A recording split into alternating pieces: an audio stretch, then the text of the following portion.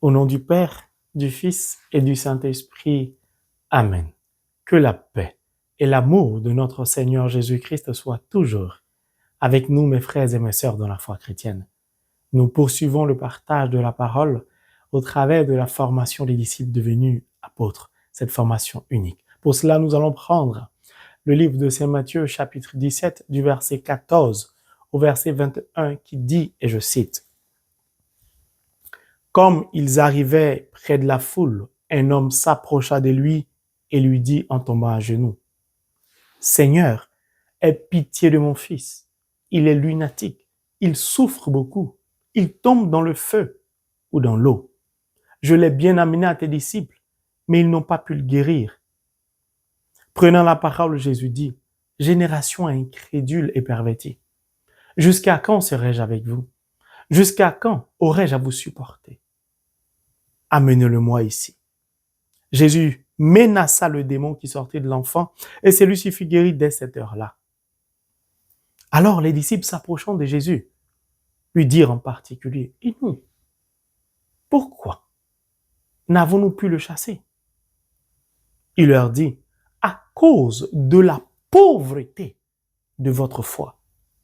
Car en vérité, je vous le déclare, si un jour vous avez de la foi gros comme une graine de moutarde, vous direz à cette montagne, passe d'ici là-bas. Elle y passera. Rien ne vous sera impossible. » Et puis ce genre de demande ne peut s'en aller sinon par la prière et le jeûne. Mon frère, ma sœur, je suis un amoureux fou de Holy Bible, the Word of God, la parole de Dieu. Je l'aime tellement. Ah là là, que Dieu vous accorde la grâce d'aimer la parole de Dieu. Ce paragraphe est riche, il est profond. Au travers de ce paragraphe, le Seigneur Jésus-Christ, mon maître à penser, l'Emmanuel, Dieu est avec nous, nous ouvre son cœur par amour pour nous.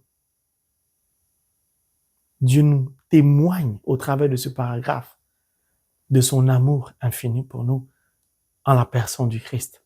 L'Emmanuel, Dieu est avec nous. Il est tellement profond ce paragraphe que nous allons le parcourir lentement mais sûrement. Nous sommes face à l'échec des disciples qui ont été confrontés à un cas concret. Et l'échec des disciples est retentissant. Leur échec les plonge dans une angoisse. Mon frère, ma sœur, chrétiens que nous sommes, est-ce que nous devons échouer? Est-ce que l'échec fait partie de la vie du chrétien? Pourquoi les disciples ont-ils échoué? Face à un cas concret de maladie. Pour rappel, les disciples sont en formation. Et cela fait un bon bout de temps que le Christ les forme. Les disciples marchent avec le Christ. Ils vivent avec le Christ. Ils suivent le Christ. Ils font tout avec le Christ. Le Christ enseigne les disciples. Il les forme. Les disciples sont censés écouter. Je recommence. Les disciples sont censés écouter la parole de Dieu. Écouter le Christ et non l'entendre. Les disciples ont donc écouté normalement la puissance, la qualité, la sagesse, et j'en passe, des enseignements de Rabbouni, Jésus-Christ, mon maître à penser. Les disciples marchent avec la parole, suivent la parole, vivent avec la parole, dorment avec la parole, font tout avec la parole. La parole est donc le centre de leur vie. La parole est donc au centre est le centre de leur vie.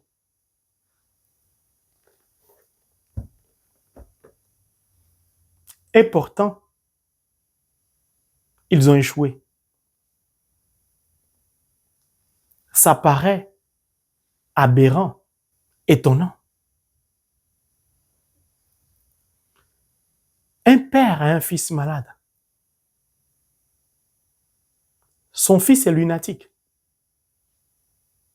Un lunatique, c'est celui qui change d'humeur à n'importe quel moment, brusquement parfois. Dans certaines définitions, on parle de la maladie de l'épilepsie. Cette famille souffre d'avoir un fils malade. L'enfant souffre tellement que l'esprit qui l'anime, qui le rend malade, le pousse parfois à tomber dans le feu ou dans l'eau.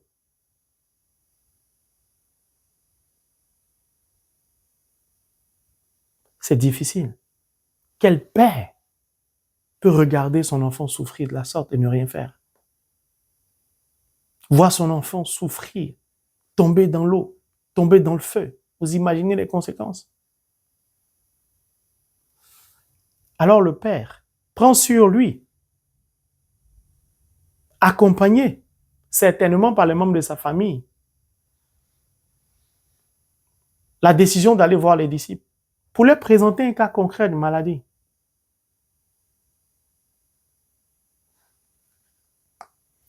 Les disciples vont essayer. Je recommence. Les disciples vont essayer de guérir l'enfant, de délivrer l'enfant. Mais ça ne va pas marcher. Le père découragé retourne chez lui avec son fils toujours malade. Le père s'aperçoit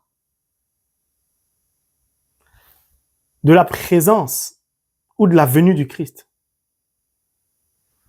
Il ne va pas hésiter. À défaut d'avoir eu la première fois le maître, le père s'est contenté des disciples, le résultat, échec. Cette fois-ci, il préfère s'adresser directement au maître, le rabouni des disciples. Comme ils arrivaient près de la foule, un homme s'approcha de lui et lui dit en tombant à genoux. On reviendra dans les détails. Voici la demande du père. Seigneur, aie pitié de mon fils. Il est lunatique et il souffre beaucoup. Il tombe souvent dans le feu ou dans l'eau. On y reviendra sur tous ces passages. Je l'ai bien amené à tes disciples. Ce sont tes disciples. On les voit avec toi. Ils te suivent partout. Ils font tout avec toi. Ils sont témoins des miracles et des prodiges que tu opères. Ils sont témoins oculaires. Donc pour moi, certainement, ils sont capables de faire ce que tu fais. À mon grand étonnement, échec. Donc je suis obligé de venir vers toi. Je n'ai pas voulu t'embêter. Non. Mais je n'ai pas le choix face à la souffrance de mon fils. Je l'ai bien amené à tes disciples, mais conjonction de coordination qui marque l'opposition. Ils n'ont pas pu le guérir. Ils n'en ont pas été capables. Moi, je vais plus loin. Ils sont nuls. Ils te suivent pour rien. Ils ne servent à rien à côté de toi. Ils sont dans l'incapacité de faire le minimum de ce que toi tu fais. Pourtant, ils sont tes disciples, ils te suivent. Le Christ se sent blessé. Je vais essayer de parler terre à terre comme le monde pour qu'on puisse comprendre. C'est une question de réputation. C'est la renommée de l'école du Christ qui est mise à mal. C'est la réputation de cette école, de vous à moi. Quelle famille, quels parents peuvent prendre la décision d'inscrire leurs enfants dans un établissement dont le taux de réussite annuel chaque année aux examens est de 0%. Là, les disciples jouent un jeu dangereux. Ils sont en train de salir l'école du Christ.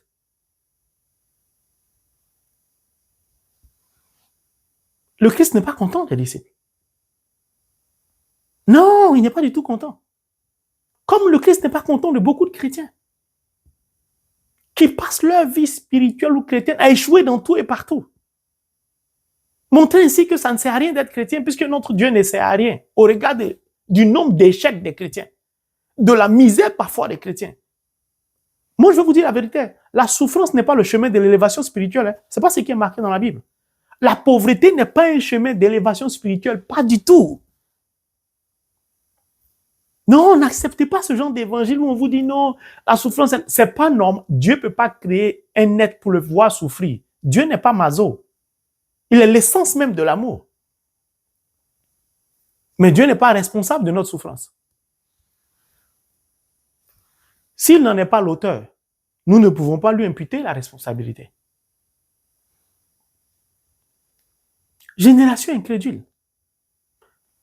Et la question que pose le Christ, dans sa réponse aux disciples, suite à la demande du Père, nous indique une piste de réflexion. Il dit, jusqu'à quand serai-je avec vous? Il parle de sa présence physique. Il parle de sa présence charnelle.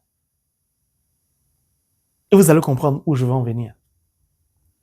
Le Père dit, ils n'ont pas pu. Dans certaines versions, on dit, ils n'ont pas su. Prenons d'abord le verbe pouvoir. Donc, les disciples ont essayé. Mais ils n'ont pas pu.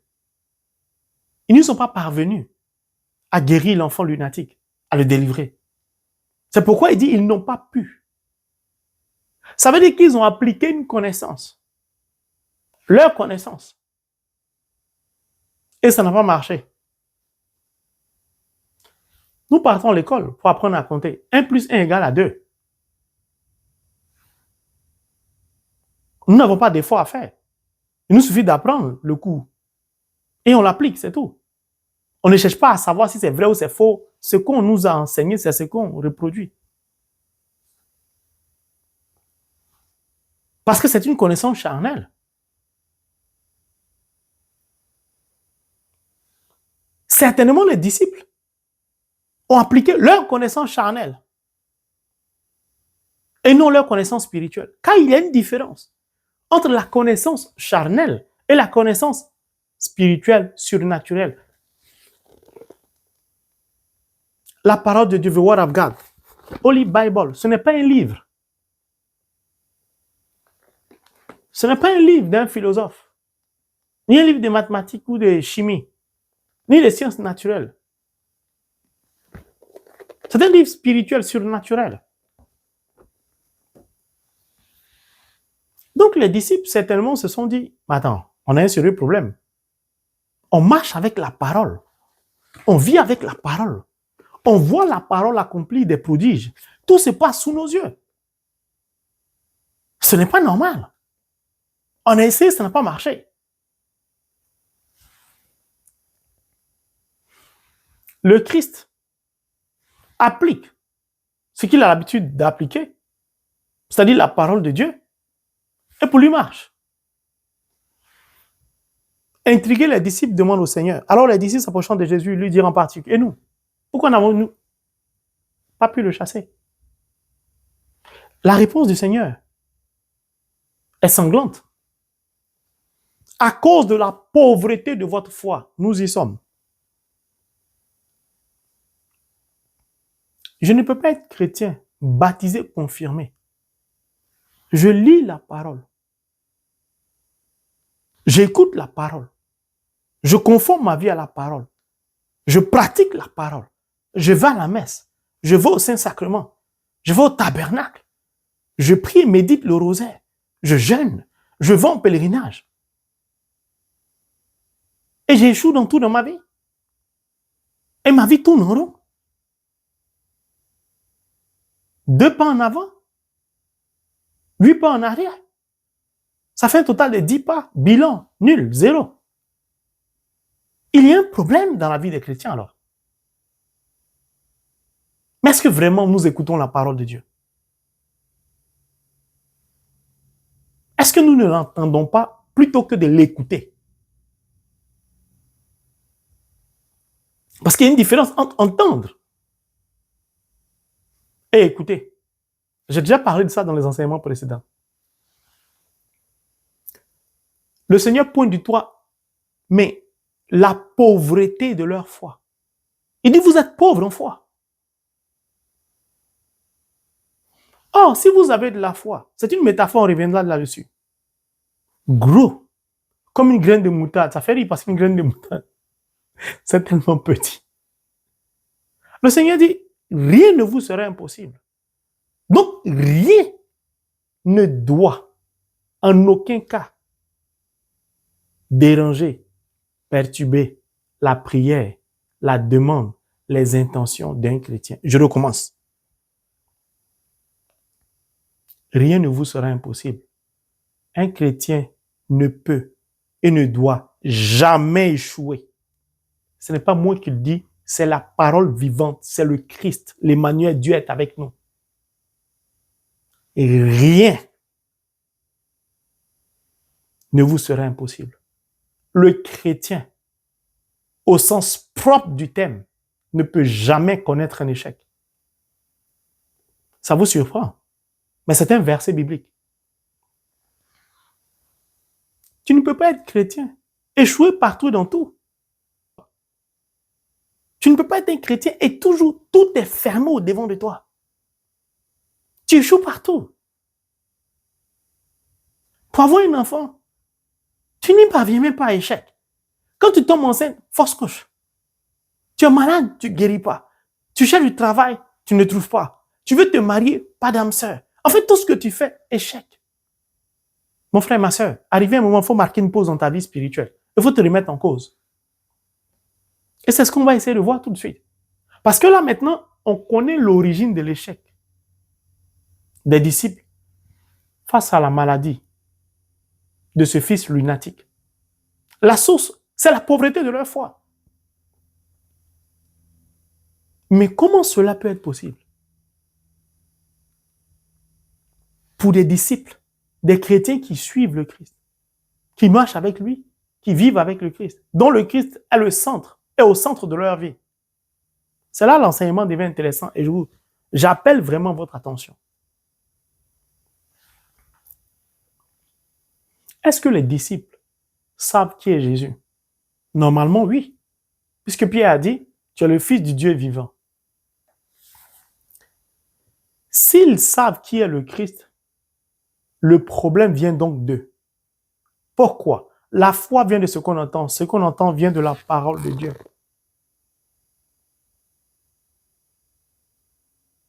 Et ils vivent avec la parole. Ils dorment avec la parole. Ils mangent avec la parole. Donc, ils sont supposés avoir une foi indiscutable, indéniable, une foi certaine. Comment se fait-il que la parole, le Verbe qui s'est fait chair, puisse leur dire, c'est à cause de la pauvreté de votre foi.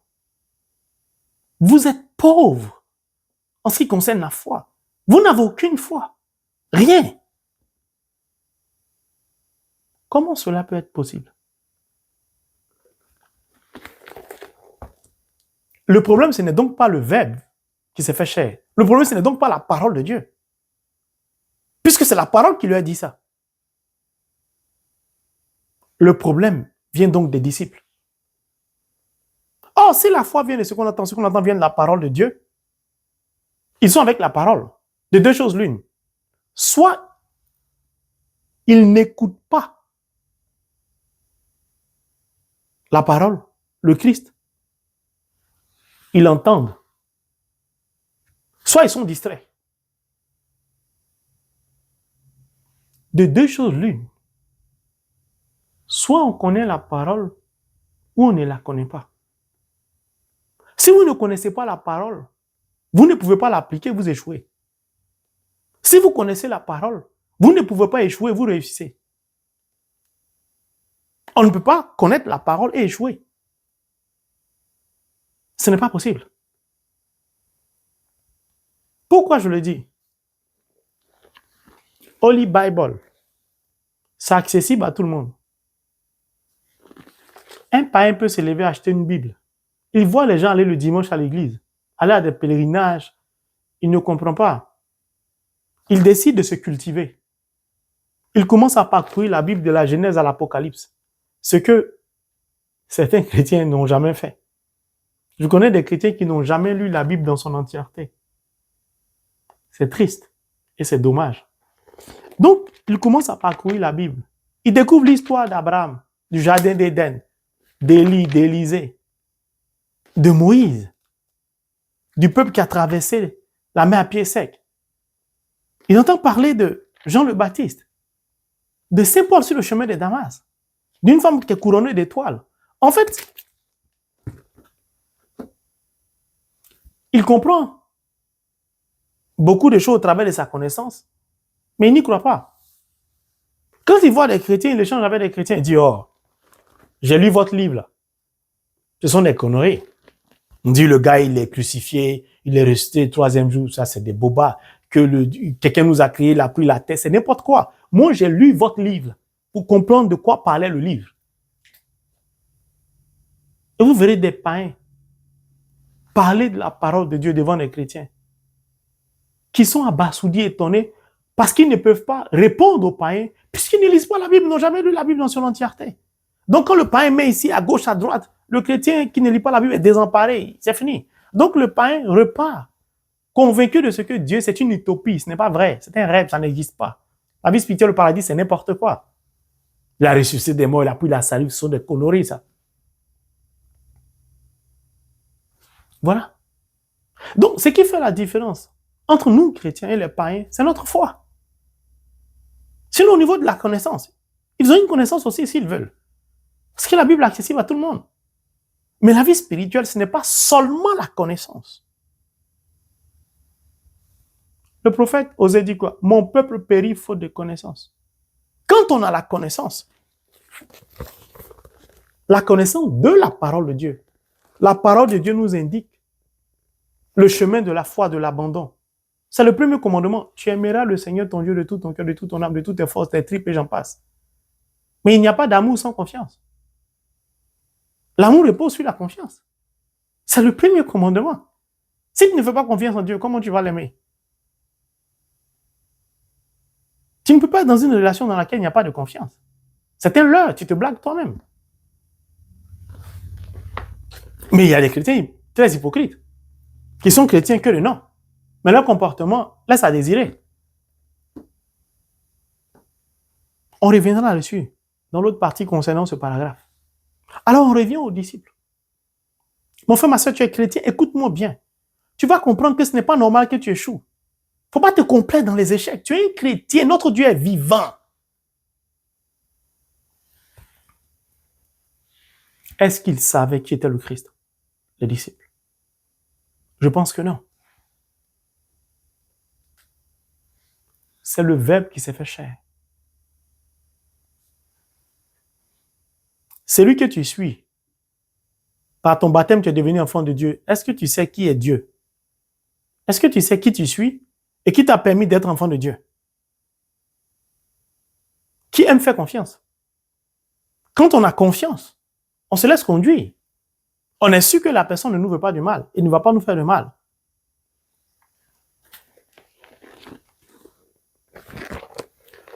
Au commencement était le Verbe. Le Verbe était tourné vers Dieu, le Verbe était Dieu. Donc ce que je tiens entre mes mains, c'est Dieu. Puis les versets qui suivent me disent, le Verbe s'est fait chair et il habitait parmi nous. Le Verbe s'est fait chair et il habitait parmi nous. Qu'est-ce qui a permis au Verbe de se faire chair? C'est le Saint-Esprit. Si je me réfère à la Vierge Marie, ma marraine spirituelle, l'homme du Très-Haut te couvrira. Le Christ est donc Dieu. Par un processus mystique surnaturel qui échappe au raisonnement humain, à la connaissance humaine, dont seul Dieu détient la clé. Le Verbe est devenu chair. C'est donc un mystère. Ce mystère, on ne peut pas le comprendre. Il faut s'y plonger pour le vivre. Lorsqu'on est disciple, si vous êtes vraiment mes disciples, vous demeurez dans ma parole. Quand on est disciple, on doit demeurer dans la parole de Dieu. On doit suivre le Christ. Or, demeurer dans la parole de Dieu, suivre le Christ, c'est écouter le Christ. Écouter le Christ, c'est comprendre les enseignements du Christ dans le but de les mettre en pratique, de conformer notre vie à la parole de Dieu. Quand nous suivons le Christ donc, quand nous nous plongeons dans la parole, nous acceptons que le Verbe qui s'est fait chair devient notre berger. Le Verbe qui s'est fait chair devient donc le centre et au centre de notre vie. Je recommence. Le Verbe qui s'est fait chair devient le centre de notre vie et au centre de notre vie. Nous ne vivons donc que par le Verbe qui s'est fait chair. Nous suivons le Verbe. Or, en suivant le Verbe nous donne de nous plonger dans le mystère dont je parlais tout à l'heure, qui a permis au Verbe de devenir chair. Ce mystère ne peut avoir lieu que par l'Esprit. Donc, nous ne suivons pas seulement le Verbe, nous suivons aussi l'Esprit. Car le Christ lui-même a dit, ma parole est Esprit. La chair ne sait de rien. C'est l'Esprit qui vivifie. La chair nous permet de voir la présence du Christ en tant que charnel. Mais il ne vit pas par la chair et dans la chair, ni pour la chair. Il vit en esprit par l'Esprit. Donc, suivre le Christ, c'est suivre la parole de Dieu. C'est suivre le Saint-Esprit. Suivre le Christ, c'est accueillir la parole de Dieu en notre cœur, en nous-mêmes. C'est accueillir l'Esprit de Dieu. C'est laisser la parole, c'est laisser le Saint-Esprit transformer notre intérieur. C'est laisser la parole de Dieu, c'est laisser le Saint-Esprit coordonner et conduire notre vie. En ce moment, nous suivons le Christ. Pourquoi? Parce que c'est, comme a dit Saint Paul, ce n'est pas moi qui vis, c'est le Christ qui vit en moi. Chrétien que je suis, c'est la parole qui vit en moi. Ce n'est pas moi qui vis. Je m'efface au profit de la présence de l'Esprit. C'est l'Esprit qui me donne donc d'agir. Tout ce que je dis, tout ce que je manifeste, ce n'est pas moi, c'est l'Esprit qui le dit, c'est l'Esprit qui manifeste tout. Or, l'Esprit ne peut manifester que la parole, c'est-à-dire la volonté de Dieu. Si donc ma présence n'existe plus, est substituée par la présence de la parole, par l'Esprit, lorsqu'on me présente un cas de maladie, ce n'est pas moi, disciple, chrétien, qu'on présente le malade. C'est à la parole de Dieu qui vit en moi qu'on présente le malade. C'est à l'Esprit Saint qu'on présente le malade. C'est donc la parole de Dieu. C'est donc la puissance de l'Esprit de Dieu qui va guérir le malade, qui va opérer la délivrance de l'esprit qui fatigue la personne malade. Ce n'est pas moi. Donc je ne peux pas échouer. L'Esprit Saint n'échoue jamais. Pourquoi ça n'a pas été le cas des disciples? Parce que les disciples n'ont pas suivi la parole de Dieu. Les disciples n'ont pas suivi l'Esprit Saint. Les disciples n'ont pas écouté la parole. Les disciples n'ont pas écouté l'Esprit Saint. Les disciples ont suivi la chair, c'est-à-dire le Christ charnel. Ils n'ont pas compris qu'avant de parvenir à la chair, la Bible dit le Verbe s'est fait chair. On ne suit pas la chair, on suit le Verbe. On écoute le Verbe. On suit l'Esprit. La chair, c'est-à-dire la présence du Christ, n'est que la résultante du mystère, entre guillemets, du mixage de la parole à l'Esprit. C'est ce qui donne la chair. Ce n'est qu'un résultat. La chair ne sert de rien, dit le Seigneur Jésus-Christ.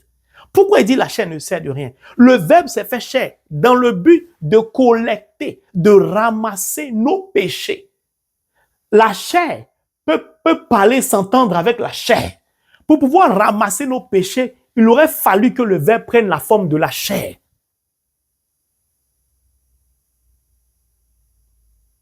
Quand le Christ passe, il ramasse nos péchés, nous tous.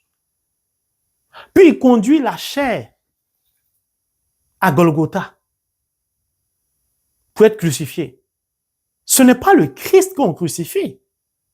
Je parle du Christ spirituel. C'est le Christ charnel. La chair ne peut rien produire. C'est pour nous dire quoi dans Galates? Les fruits de l'esprit s'opposent au désir de la chair. Le Christ prend la condition charnelle, mais il vit en esprit. Il vit en esprit pour nous indiquer un chemin. Donc le Christ n'est pas soumis au désir charnel. Non. Or, la chair ne peut rien produire. Lorsqu'il est crucifié, il va dire quoi? Il a déjà pris tous nos péchés. Voici l'échec de la chair. Voici les paroles de la chair. Et beaucoup de chrétiens vont comprendre beaucoup de choses. Le Christ dit, Père, pourquoi m'as-tu abandonné? C'est la seule fois où Jésus dit ça dans la parole de Dieu. On reviendra là-dessus dans un prochain enseignement. Parce que le poids des péchés recouvre maintenant sa chair. Et la chair s'exprime ainsi. La chair a toujours l'impression dans la souffrance que Dieu est responsable. La chair pense toujours à accuser. La chair pense que Dieu n'est pas bien. La chair pense tout ce qui est négatif. La chair échoue toujours. Mais, pendant que la chair chargée de nos péchés disait ça à Dieu, le Christ ne mourrait pas. Pourquoi? Parce qu'il est esprit. Et l'esprit ne meurt jamais. Lorsqu'il va dire, Père, en tes mains, je remets mon esprit, la chair peut mourir. Qu'est-ce qui contrôlait la chair? C'était l'esprit. Qu'est-ce qui a pouvoir sur la chair? L'esprit. Donc, si on suit la chair, on est perdu. Le jour où la chair n'est pas là, le jour où la personne physique n'est pas là, nous sommes désemparés. C'était le cas des disciples. Il dit, je l'ai bien emmené à tes disciples. Donc, le Père a envoyé son Fils déjà au préalable aux disciples, en l'absence du Christ, mais en l'absence charnelle du Christ, en l'absence physique du Christ. Mais le Christ était censé être présent dans le cœur des disciples, en esprit et par l'esprit.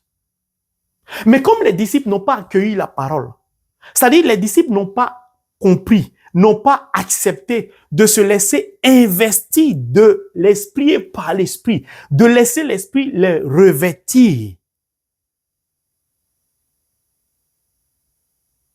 Si vous ne laissez pas l'Esprit Saint vous revêtir, si vous ne laissez pas la parole vous revêtir, si vous ne laissez pas la parole travailler en vous, si vous ne gardez pas la parole en vous, si vous lisez la Bible pour la lire sans la retenir, sans la garder, vous allez échouer partout et dans tout. C'est pourquoi beaucoup de chrétiens sont malheureux. Mais si vous lisez la parole de Dieu, si vous écoutez la parole de Dieu, si vous gardez la parole de Dieu en vous, pour chaque jour l'utiliser, c'est-à-dire la mettre en pratique, c'est l'Esprit Saint que vous mettez en mouvement. Or, l'Esprit n'échoue jamais. De ce fait, vous n'avez plus besoin d'une présence physique. Pourquoi? Vous êtes spirituel, vous vivez en esprit par l'esprit. Saint Paul dit marchez par la foi et non par la chair, par la vue. Tout se fait en esprit. La parole de Dieu n'est pas un livre ordinaire, c'est spirituel. Ce n'est pas un roman, un livre d'un écrivain, d'un philosophe, d'un scientifique. Parce que le Christ était absent physiquement, les disciples étaient désemparés. Ils étaient perdus. Et ils vont continuer malheureusement. Quand le Christ va mourir, ils seront désemparés. Ce sera la débandade. Ils n'ont toujours pas compris que la vie spirituelle se fait et se vit en esprit et non charnellement. C'est pourquoi le prophète Jérémie dit, 17:5, maudit soit l'homme qui place sa confiance dans la chair. Prenez Isaïe 2:22.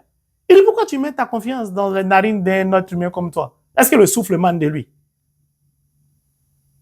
L'erreur des disciples était à ce niveau-là. Lorsque le Christ parle de la pauvreté de leur foi, il parle de cela. Ils n'ont pas été capables. Ils n'ont pas été capables d'accueillir la parole, d'accueillir l'esprit. Ils n'ont pas laissé l'esprit travailler. Ils sont restés charnels. Donc, tout ce qu'ils appliquaient comme connaissance était charnel. Or, la chair ne peut pas opérer des miracles. Jamais. C'est pourquoi vous verrez des gens aller au tabernacle pendant un mois, pendant 40 jours, et puis en ressortir sans aucune parole de l'Esprit de Dieu.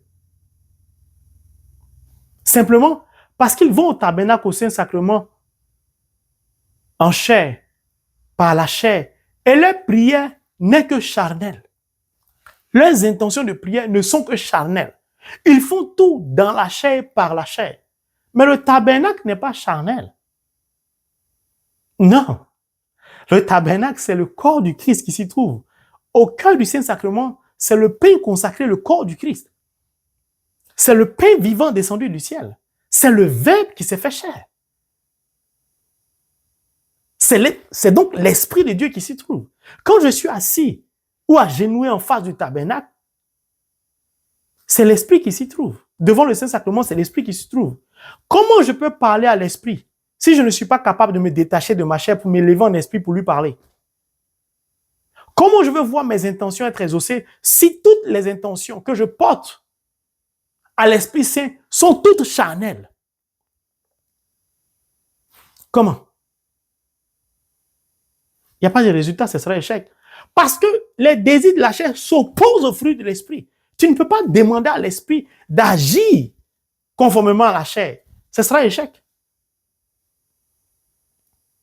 Mais quand tu comprends que le tabernacle, c'est l'Esprit de Dieu, c'est le pain vivant descendu du ciel, alors tu te détaches de la chair pour t'élever en esprit. L'Esprit comprend l'Esprit, l'Esprit écoute l'Esprit, la chair comprend la chair écoute la chair.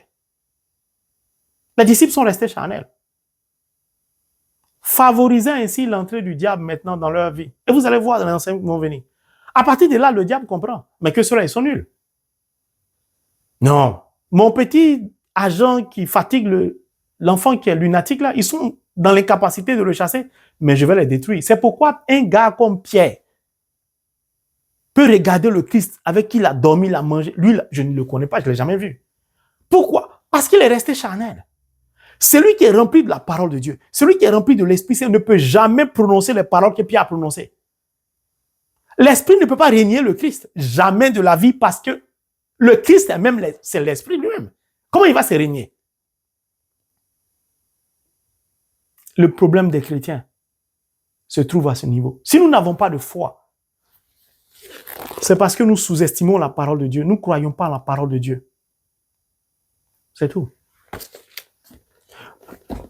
La Bible dit quoi?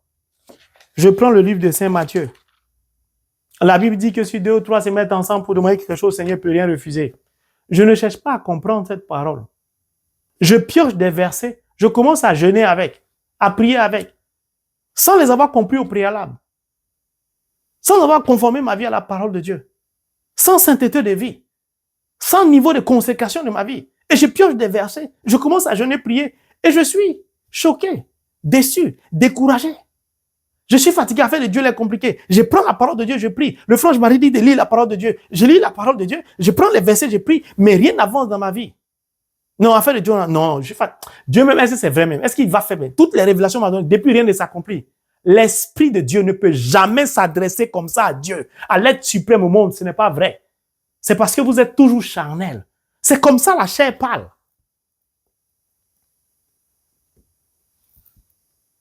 Dieu n'est pas un menteur. S'il dit 2 ou 3 personnes s'accordent, est-ce que tu comprends ce que s'accorde veut dire? Peut-être que quand tu lis, tu entends la parole. Mais il ne faut pas l'entendre, il faut l'écouter. Quand tu écoutes la parole de Dieu,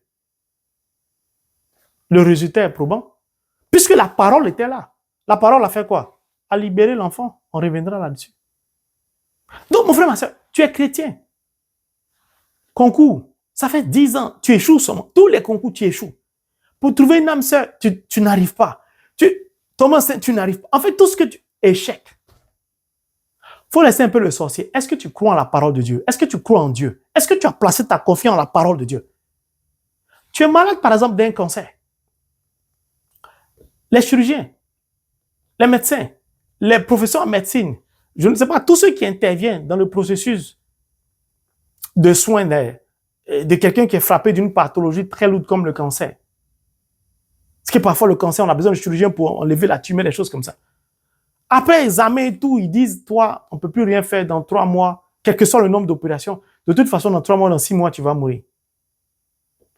Et 8 mois après, tu es toujours vivant ou vivante. 1 an après, tu es toujours vivant ou vivante, mais tu ne guéris pas. 2 ans après, tu es toujours vivante ou vivant, mais tu es toujours malade, tu ne guéris pas. C'est un message de Dieu. Dieu guérit, il ne soigne pas. Si les médecins ont statué sur toi en te disant tu vas mourir dans 3 mois, et qu'1 an après tu vis, ça veut dire que Dieu a décidé de te bénir, d'opérer le miracle dans ta vie. Alors si Dieu a décidé d'opérer le miracle dans ta vie, comment se fait-il que tu n'es pas mort ou tu n'es pas mort, mais tu n'es pas guéri? Ça veut dire que quelque part tu as douté, ou tu doutes du Christ, tu doutes de la parole. Or le doute est l'ennemi de la foi. Si tu doutes, ça veut dire que tu es resté charnel. Si tu es charnel, maudit soit l'homme qui met sa confiance dans la chair, a dit le prophète Jérémie. Ésaïe a dit de même. Si tu doutes, si tu n'as pas confiance en la parole de Dieu, tu restes charnel. Quand on est charnel, tu peux dire, Seigneur, pourquoi m'as-tu abandonné? C'est ce que la chair a dit sur la croix. C'est pas ce que le Christ a dit. L'esprit a remis. Père, en tes mains, je remets mon esprit. L'esprit s'est remis. Étienne, pareil. Mais le païen qui a lu la Bible dont je parlais tout à l'heure, il peut dire, oh, Étienne, on l'a lapidé, il a dit, je vois le ciel ouvert, le Fils de l'homme. Étienne, il est fou. Toi, on te lapide, tu as le temps de dire ça. Parce qu'il est païen. Mais moi qui suis chrétien, je vois dans les paroles d'Étienne une élévation, un mystère dans lequel le Christ le plonge. Vous avez déjà vu quelqu'un qu'on lapide, qui a le courage de dire, pardonne-leur leur faute, je vois le ciel ouvert. Est-ce que tu as le temps de penser? Parce que l'esprit, on ne peut pas le toucher. Il est intact. Mon frère, ma soeur, ton problème se trouve au niveau de ta foi. Beaucoup de chrétiens échouent. Beaucoup de chrétiens ne s'en sortent pas par manque de foi.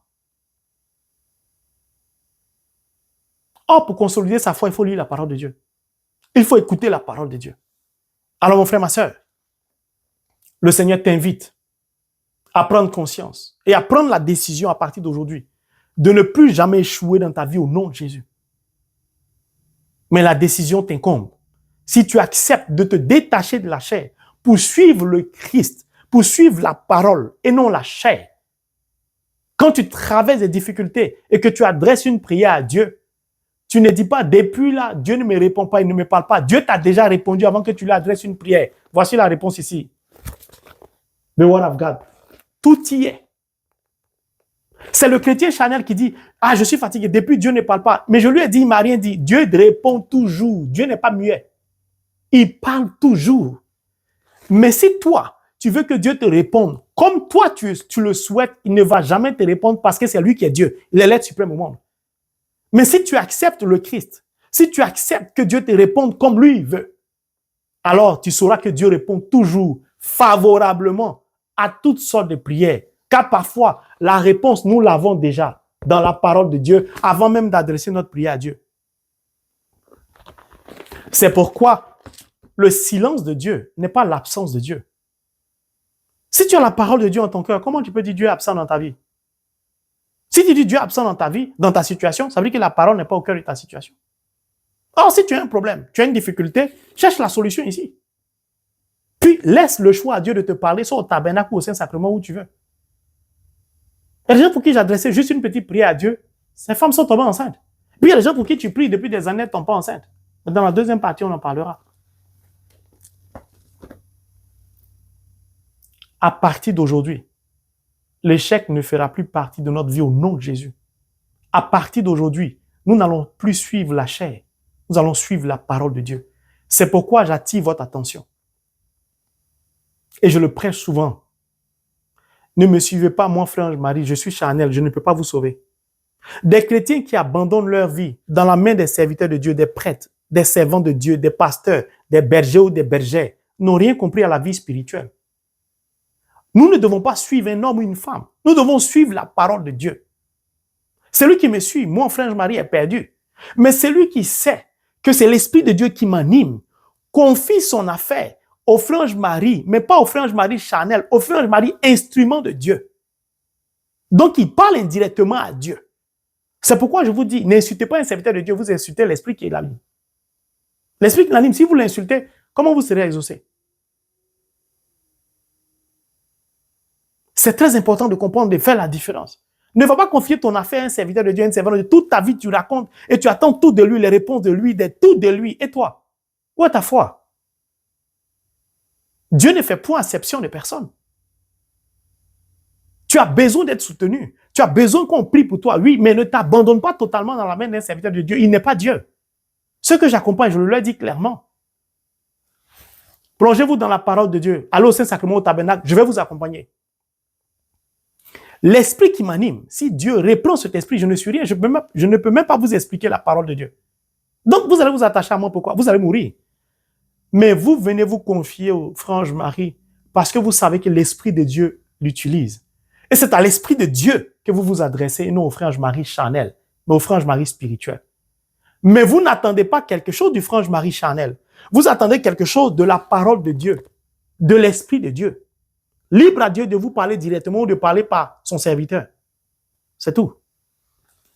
Si vous comprenez ça, vous allez éviter beaucoup de drames. Un chrétien qui prie pendant un mois, pendant un an, sans résultat, est un chrétien charnel, il n'est pas spirituel.